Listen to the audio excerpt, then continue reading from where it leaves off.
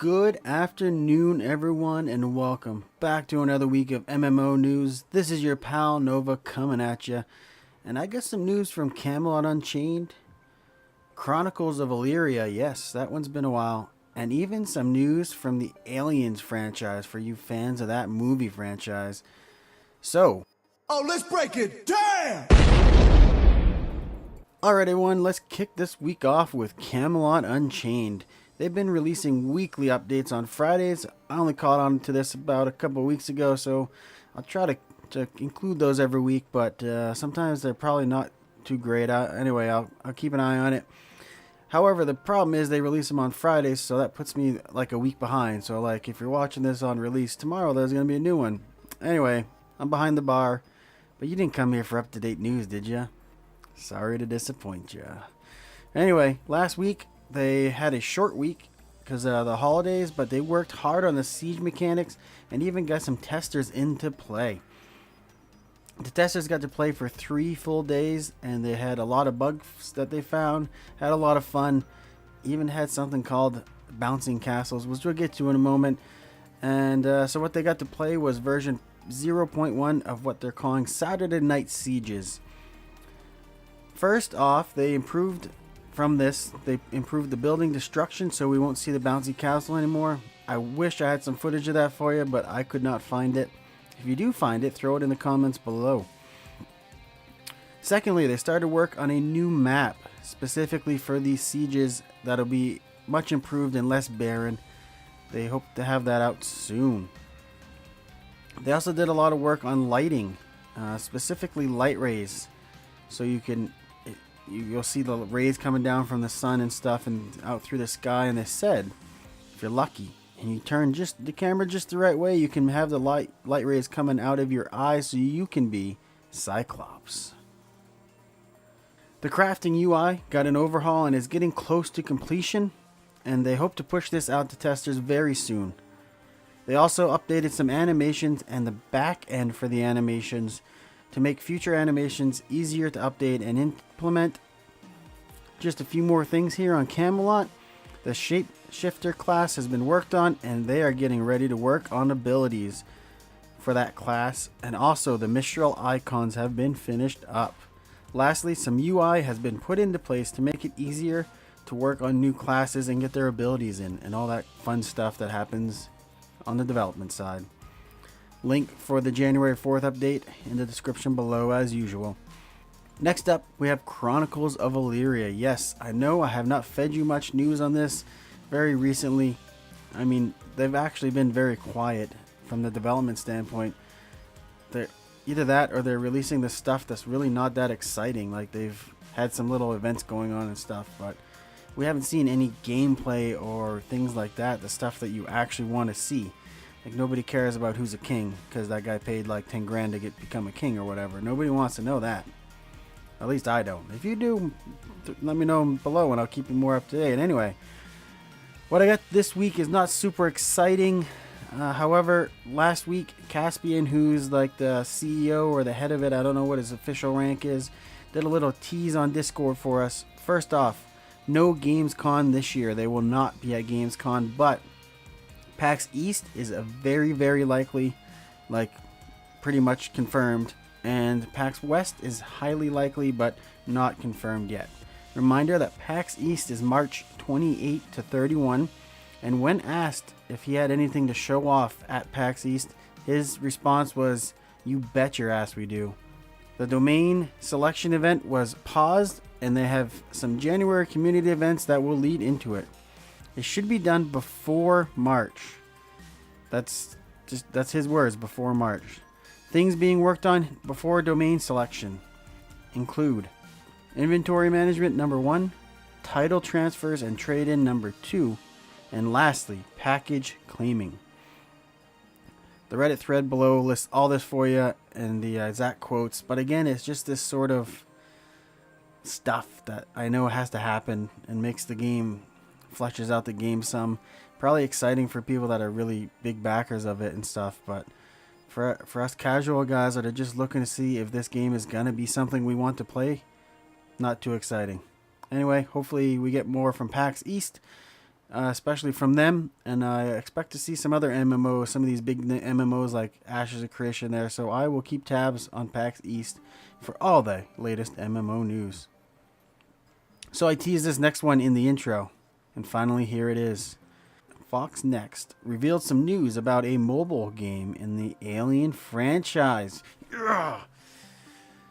The good news here, guys, listen, is that we don't have to upgrade our PCs anymore because all the good games are going to be on mobile. I'm kidding. Remember, this is an MMO news breakdown, and yes, it's still good stuff I got for you, and it's around in MMO news. It's still from Fox Next, and it's still in the Alien franchise, the Alien universe. At the end of the press release for this new mobile game, they released a game or information about a game that was teased over a year ago, which is being developed by Cold Iron Studios, a team that is mostly made up of members from Cryptic Studios. This is the team, Cryptic Studios is a team that worked on Neverwinter Online, so that means that this team is really fluent in MMO creation. We do find out that this is going to be an MMO shooter that's coming out on consoles and PC. Some good news here is the studio was founded in 2015, so they've had quite a few years to get prepped on this, and hopefully when we start to see this game, it's going to be close to finish instead of these early alphas that we're used to seeing. Let's hope that this comes out and is something really good. Link for some information below. This next one is a game I've actually never covered on these MMO news breakdowns before, but if you like to browse the MMORPG subreddit, you definitely know what this game is. And if you don't, just jump on the MMO subreddit and ask them what game you should play, because they're going to tell you Guild Wars 2. Guild Wars 2 is still doing their Living World updates, and they're up to episode 5 of season 4. Now, I really haven't kept up with this game at all. I did play a long time ago. I got to max level and stuff, but that was a long time ago, and I have not played since. P.S. Don't tell MMORPG subreddit, because they're going to come over here and hate on me. Please. Anyway, what we can expect to see from this update, which launched on January 8th, are some story updates, an upgradable weapon set, a new fractal called Siren's Reef, a legendary longbow, and lastly, a new mastery called Bond of Faith, which will allow you to actually launch off your mount into the air as you're riding it. Sounds pretty cool. The press release from ArenaNet is below. Back onto the mobile front, because... Do you guys not have phones? Yeah, you guys all have phones, right? Am I too late on that joke? Well, what do you expect? I report on old news too, like this next one. It's already like 2 days old. Anyway, Ragnarok Online Mobile launched this week globally and is called Ragnarok Eternal Love. This game is complete with everything from boss fights, an in-game camera to take like selfies and pictures, because that's what you want to do in a game on your phone. And don't worry, pay to win cash shop. Oh, and did I mention? I forgot that you can play this on your phone. Anyway, go ahead and download it for free right now, or don't. I definitely didn't. Bless Online. I thought this was buried already, but apparently there's still a few thousand people playing it. Probably a whale or two to keep it alive. Keep it afloat. Whale, keep it afloat. See, that's one of those good puns that I should come up with a little bit quicker. Anyway, on Wednesday of this week, they dropped a patch that included a new end-game dungeon that will drop some of the, get this, best gear in the game. And they also dropped 2019's first event of the year, which requires you to play in the Bassel Gorge, and you will get drops, which will allow you to buy things called, or craft I should say, lucky chests. Can someone say loot boxes? Sounds like it. I bet you can buy those for money too. If they make you buy a key to unlock it, then there's no hope for them, but we'll see. Last up this week, though, I have Lord of the Rings Online, which also just deployed a patch on Wednesday. By the way, if you got to pick between Bless Online and Lord of the Rings Online, I'd pick your nose. But really, I think Lord of the Rings Online has the edge here. But if you do like Lord of the Rings Online and are max level and want to jump in a new raid, well, now's the time, because they just dropped a brand new raid, which should have opened up about 4 hours before this video if you're watching it on release. That would be Thursday at it was supposed to go live at 10 a.m. Eastern. So what's going to happen with this raid is they're dropping tier 1 and tier 2 difficulties right away. You can access those now if you're watching this video, and with a tier 3 difficulty coming about a month later. A bunch of other changes have also dropped that I know nothing about. Link below for all the good deets.